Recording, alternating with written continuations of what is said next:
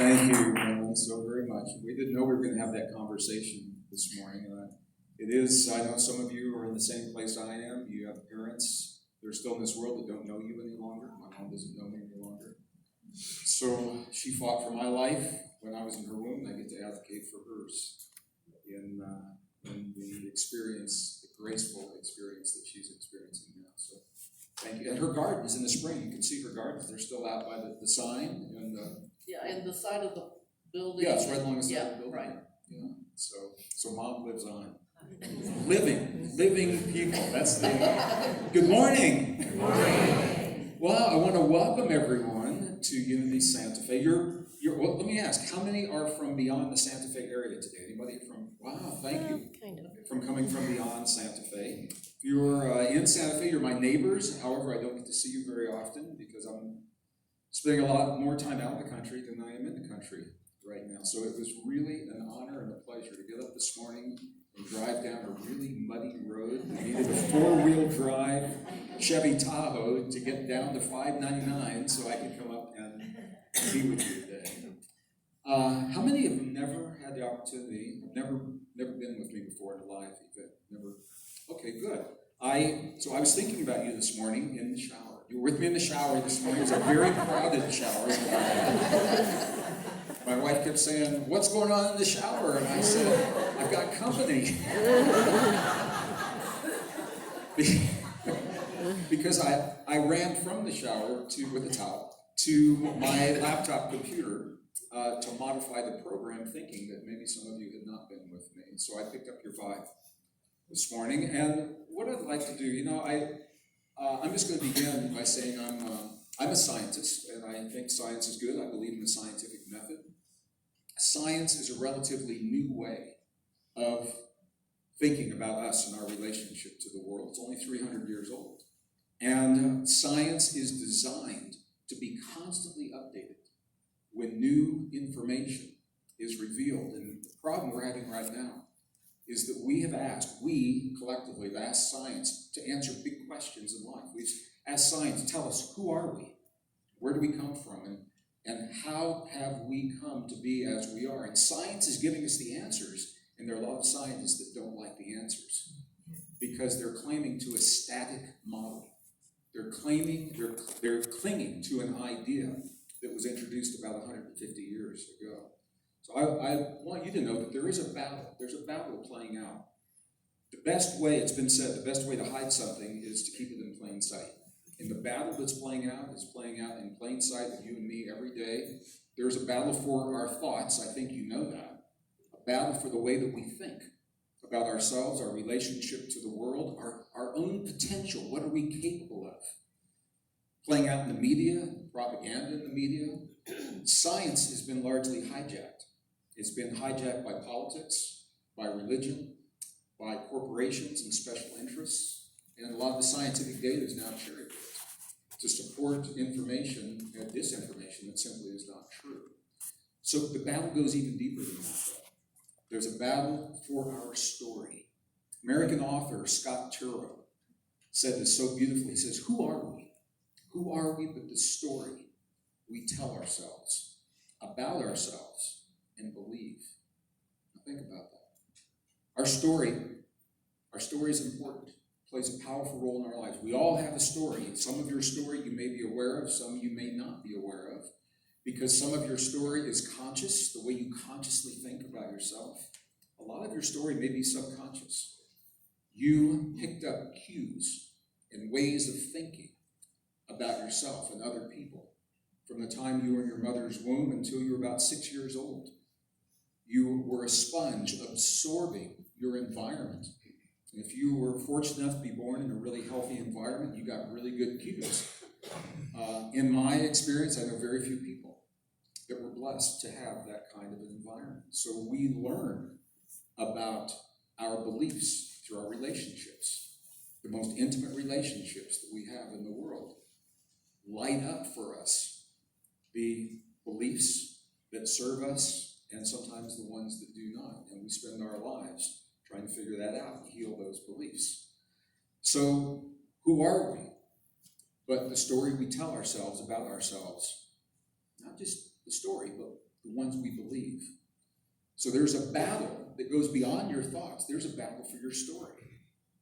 You are being told who you are, where you come from, what your limits are, what your potential is, what your capabilities are, and a lot of it is based on false science and obsolete information. The real science, peer-reviewed science, is out there.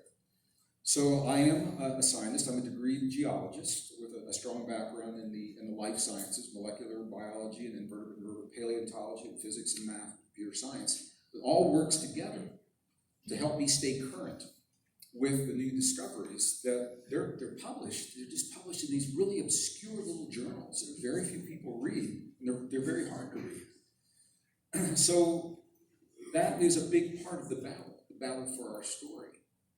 But it goes even deeper than that, because there's a battle for our very humanness as technology is now infringing upon the biology of your body. And I want to tell you, this is happening so quickly, mainstream media is not even talking about it. Chips are being designed and are actually being manufactured now to be planted into the human brain that link the brain directly with the hard drive of your computer through a Bluetooth technology. Now, I'm not going to say it's right, wrong, good, or bad. I mean, I personally think it's a very slippery slope. I'm not going to say it's right, wrong, good, or bad. What I'm going to say is this. The science shows us that when we replace the gift that we were given in this body, you are such an advanced, such a sophisticated, technologically advanced being. And you're not told that. You're told just the opposite. You're told about how we are these broken beings that need all of this external help. And what I'm going to show you today, I want you to see how science is now approaching the truth of your divinity. And it's not about religion. It's about telling us the deep truths of our existence. We don't know where we came from. We don't know exactly how we've come to be as we are. But the new discoveries in DNA science are telling us that the old story is no longer true. And that's the pushback. That's the pushback. There are many, many scientists. I have friends in academia, but we're friends until we have this conversation. then we don't talk for a couple of months. Because, and I've asked them, I have friends, anthropologists, psychologists, biologists. I'll say, why can't you share these new discoveries with your students, with the young people? Think about this. We've got an entire generation of young people. They are now perched. They are poised to dedicate their lives to answering the deep questions and the great mysteries of our existence. And our academia is requiring them to find those answers within a box of a predetermined story that science now tells us is not true. So I've asked my college professor friends, I said, why can't, I'm not saying don't share the old story, share Darwin's discoveries. We all grew up with it. Share those discoveries and share the new discoveries as well. And let your students see where the evidence leads. So there's a huge difference between taking all of the discoveries made with the best science of the modern world and forcing those discoveries into a predetermined story. It's like putting a square peg in a round hole. If you pound hard enough, it'll fit, but it's never a good fit. There's a huge difference between doing that and allowing the new discoveries to lead to whatever story they're going to tell. Can you see that difference? Do you feel that difference? And our academia right now, and corporations and religions, they have lobbyists that are pushing back against the discoveries that I'm going to share with you. Do I have your permission? Can I share with you some discoveries? So I was going to just do a verbal talk. And what I found to really, you are, Santa Fe is a sophisticated audience and a very educated audience. And I know that everyone in here is at a different level of that sophistication. And so I think a few images, I think, are really good to help, especially when we get to the DNA. It doesn't have to be complicated. But when you see what has happened to make you who you are, I believe that you begin to even appreciate on a deeper level the extraordinary being that you are. And we have to say, without religion, I'm not saying this is religious, but there is something beyond evolution that is responsible for our existence, and who or whatever that is, we won't know until we honor our potential. So there's two ways of thinking about this. I'm a scientist all the time, and there's some scientists that say, we've got to find out where we came from before we know who we are and what our potential is, and you can spend another 100 years doing that. Another path is, if we develop and embrace the deep potential that lives within us to help us become the best people that we can be in every moment of our lives, to create the strongest families, the strongest communities, the best societies, and the most peaceful world, I personally believe that path will lead us to the answer of who we are. Because it is through that path, and as we embrace the subtle potential within our bodies to communicate with realms that have been relegated to mystical sciences in the past. But our own science now is telling us that we live in a world that is much more than this three-dimensional world. How many of you have heard of the CERN superconducting supercollider? You don't know it? It is the largest device ever created by humankind. It is a series of circular tubes buried about 150 meters under the surface of the Earth. It's so big it spans the border between two nations. Part of it is in Geneva, Switzerland. Part of it's in France. I was recently there. I did a talk there. I had the opportunity to be with some of the scientists. I had to cross the border to go to lunch. So, I mean, that's how big this place is.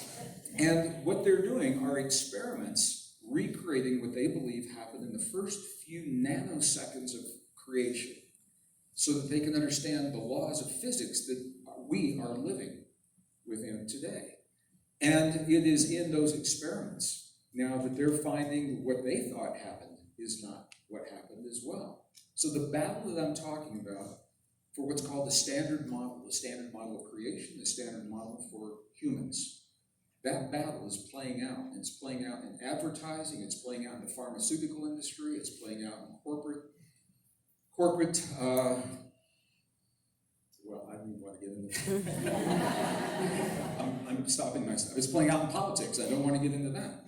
But where do you draw the line between the science that tells us who we are and what our potential is, and the policies that we are now living under that are based upon those understandings? That's why this is important. So, I'm going to tell you, I wasn't going to say this, but you were going to start, you have to tell your joke. You want to tell your joke? Well, wait until after you say Okay. what you... So we'll do her joke. So my joke, I just want to say, some of you have never been with me before. I did a radio interview recently, and most interviews are pretty good. And some of you have heard me on radio or television, and they're usually pretty honoring. Every once in a while, we get what's called a hostile interview.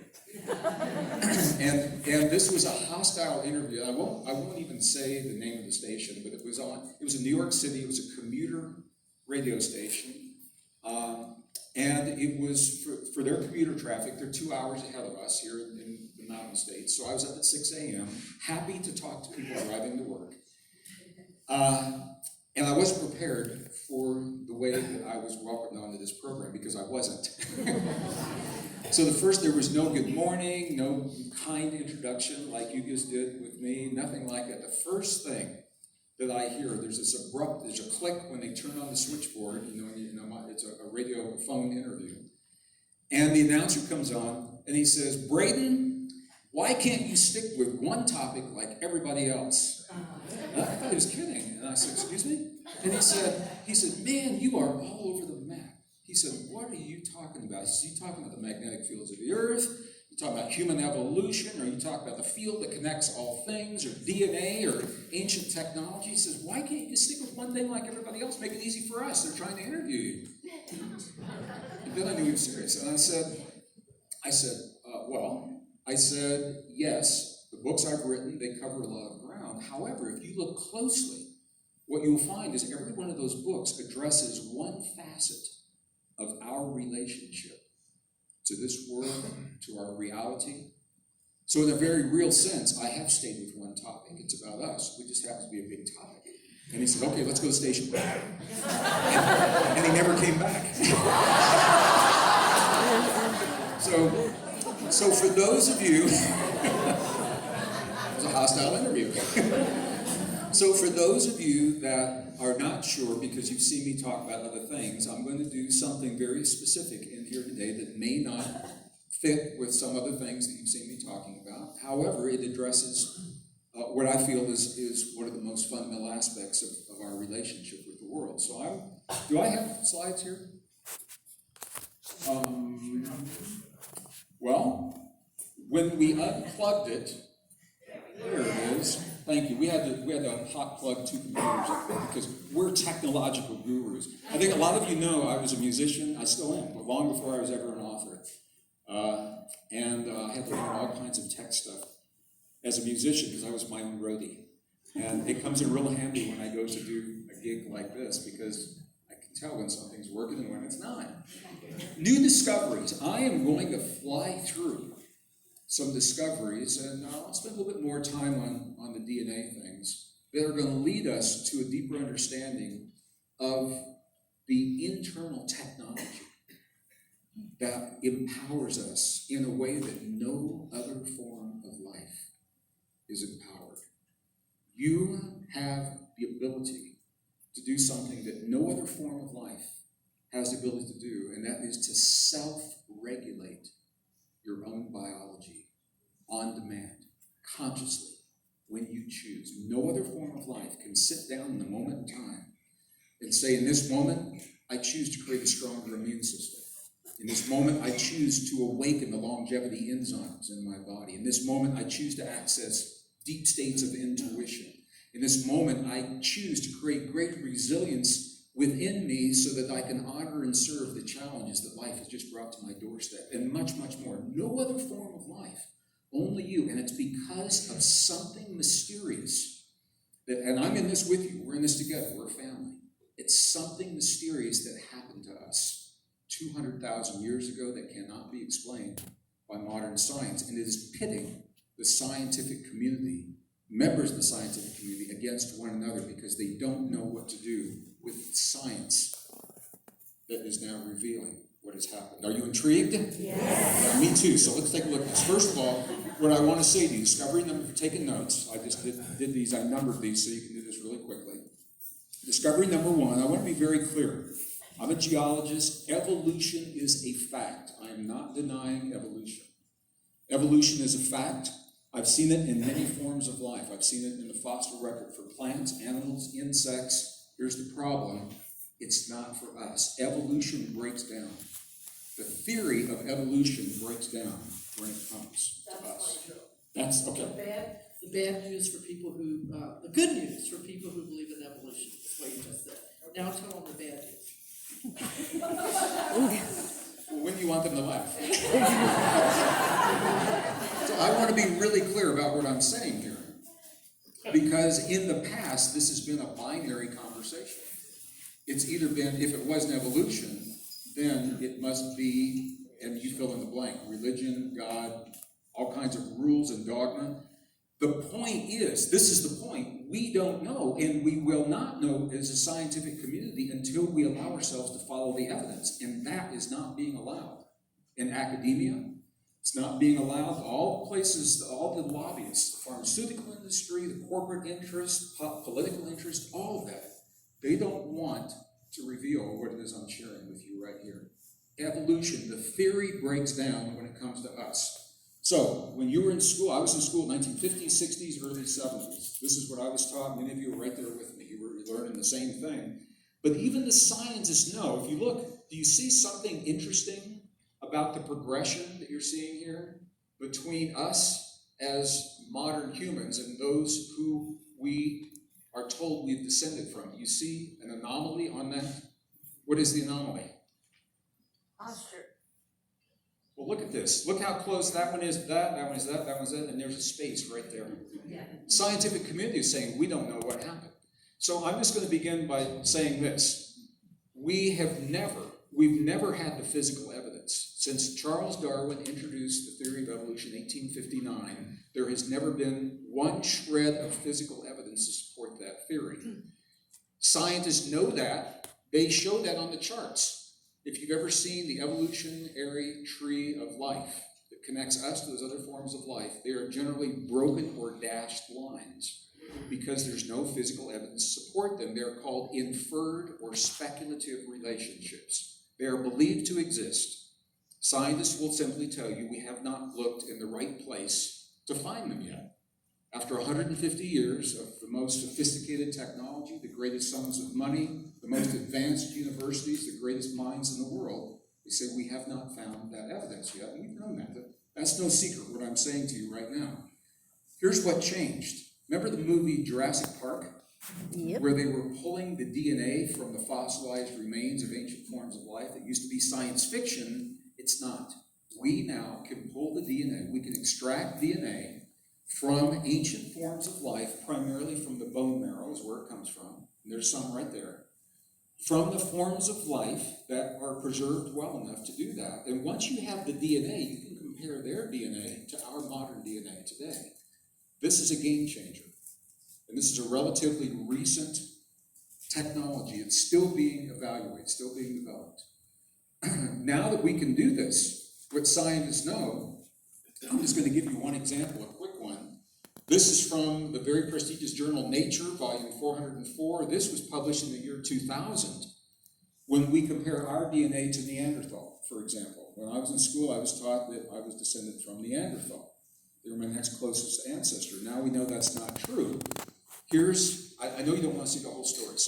So the last sentence of the last paragraph of the conclusion of the peer-reviewed study, here's what it says, quote, when we compare Neanderthal DNA to ours, the results suggest that modern human was not, in fact, descended from Neanderthals.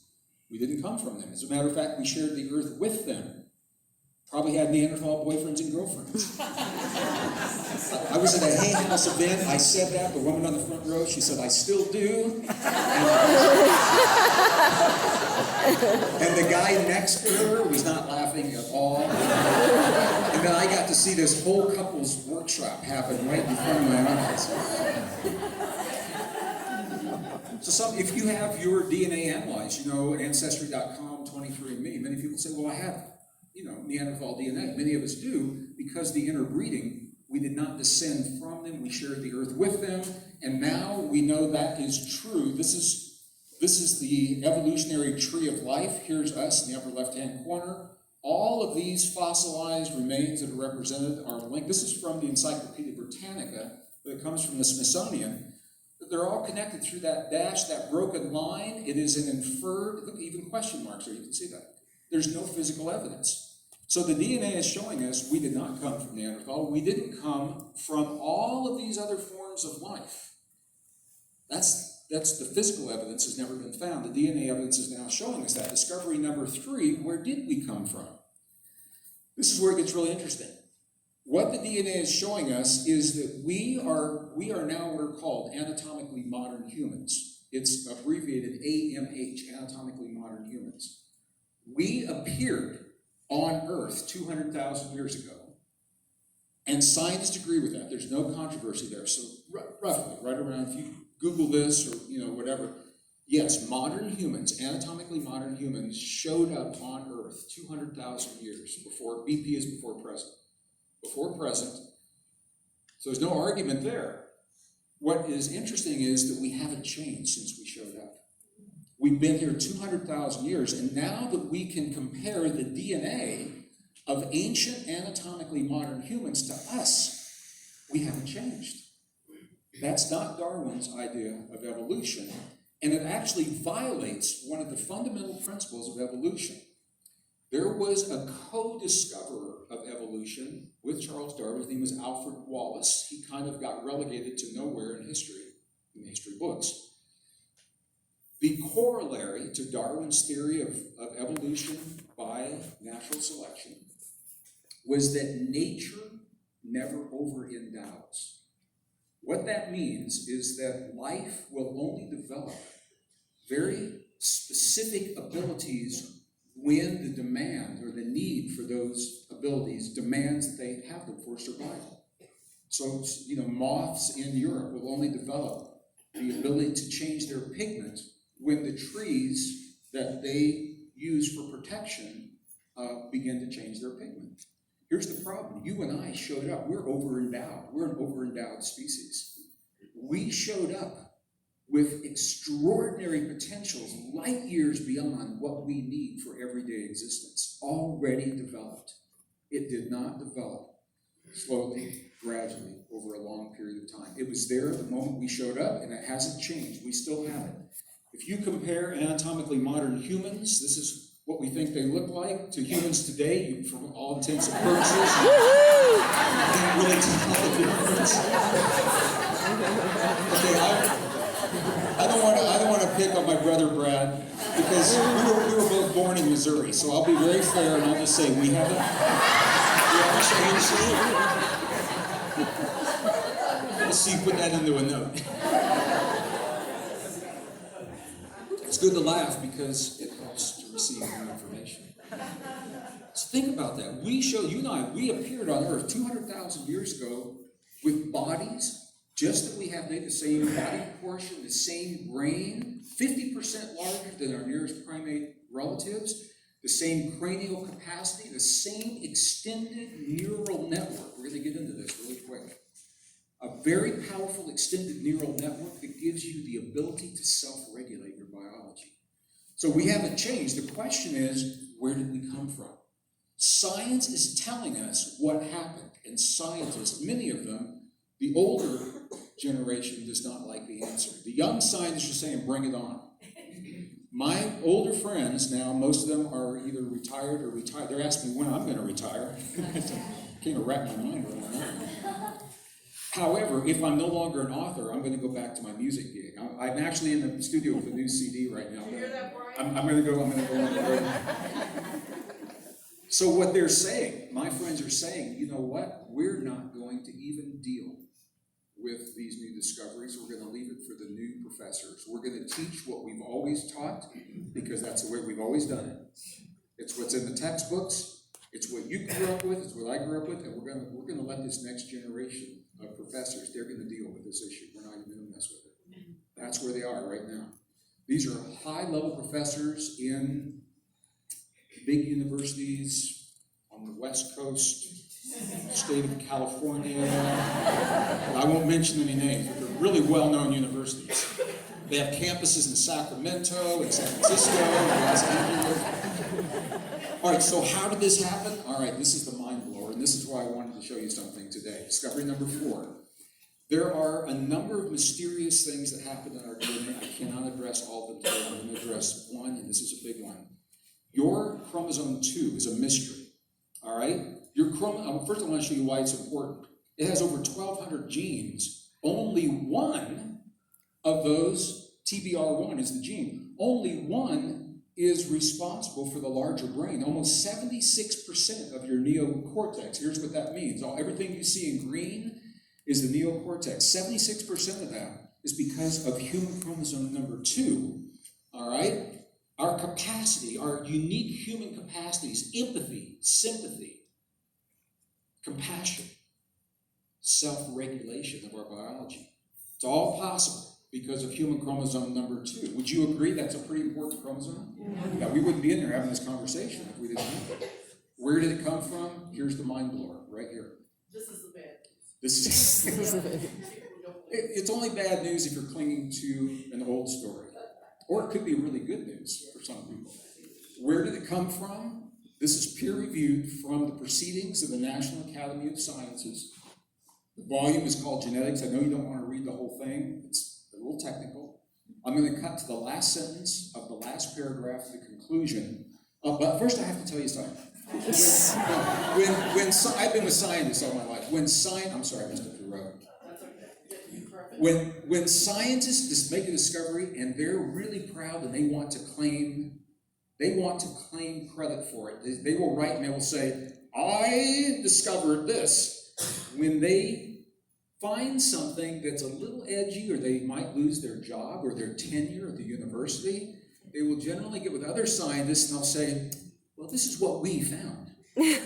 Kind of spreading out the risk. With that in mind, the conclusion from this Proceeding of the National Academy of Sciences, where did human chromosome 2 come from? We conclude that human chromosome 2 is the relic of an ancient DNA fusion of 2 ancestral chromosomes. What this means is that there were 2 fully intact chromosomes that were fused, and I can't get into all this right now, I wish I could. They were fused in a way that cannot happen in nature.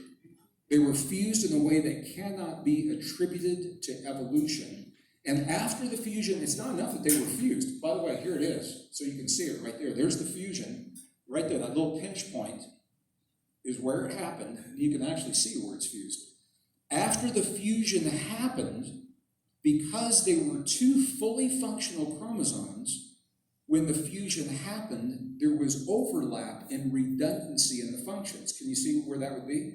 It's like, just imagine if 2 corporations that would never ever merge suddenly did, I mean, just off the top of your mind, something totally that would never happen, like Whole Foods and Amazon. I mean, what are the chances? It would never happen in a million years. But if it did happen,